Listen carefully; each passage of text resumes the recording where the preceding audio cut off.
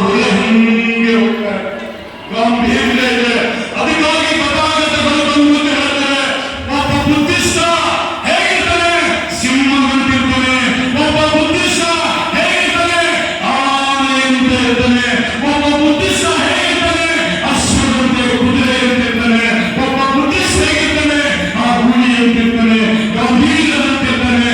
ಅದಕ್ಕೋಸ್ಕರ ಇವತ್ತು ನಾವು ನೆರೆದಿರ್ತಕ್ಕಂಥ ಎಲ್ಲರೂ ಎಲ್ಲ ಕಾಲದಲ್ಲಿ ಎಷ್ಟು ಕಷ್ಟ ಬಂದಿದ್ದು ಎಲ್ಲ ಕಷ್ಟವನ್ನು ಕಳೆದು ಇವತ್ತು ಬುದ್ಧನಿಗೆ ನಮೋ ಬುದ್ಧಾಯ ಅಂತ ಹೇಳಿ ನಾವೆಲ್ಲರೂ ಬುದ್ಧನ ಸನ್ನಿಧಿಯಲ್ಲಿ ಬಂದು ಸೇರಿದ್ದೇವೆ. ಆದರೆ ನಾವು ಬೌದ್ಧ ಧರ್ಮ ಬಿಟ್ಟಿಲ್ಲ.